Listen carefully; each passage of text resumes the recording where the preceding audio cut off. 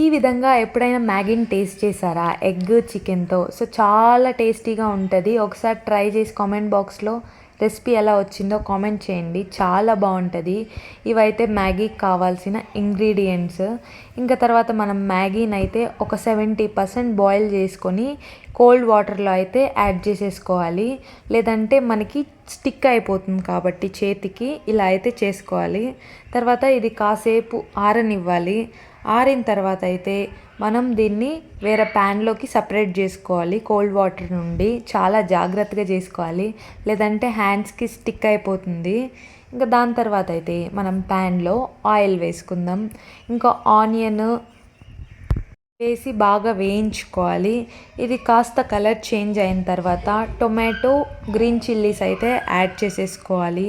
కొంతమంది సాస్ అన్నీ యాడ్ చేసుకుంటారు, బట్ అవేవి లేకుండా చేసాం.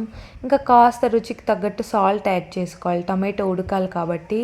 తర్వాత మనం ఎగ్ని ఇందులో యాడ్ చేసుకోవాలి.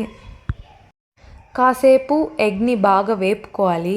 వేపిన తర్వాత చికెన్ పీసెస్ని ఆల్రెడీ బాయిల్ చేసి పెట్టుకున్నాం, వాటిని అయితే యాడ్ చేసేసుకున్నాం ఇందులో. తర్వాత మ్యాగీ మనం ఇందాక తీసి పెట్టింది అయితే ఇందులో యాడ్ చేసేసాము. మ్యాగీ యాడ్ చేసేసిన తర్వాత కారం యాడ్ చేసుకోవాలి. ఇంకా లైట్గా కలుపుకోవాలి, ఎక్కువగా కలిపితే అది అంటుకుపోతుంది. తర్వాత మ్యాగీ మసాలా అయితే యాడ్ చేసేసుకొని కాస్త కొత్తిమీర వేసి గార్నిష్ చేసేసుకుంటే ఆ టేస్ట్ వేరే లెవెల్. తింటే ఇంకా సూపర్ ఉందన్నమాట. Do like and thanks for watching.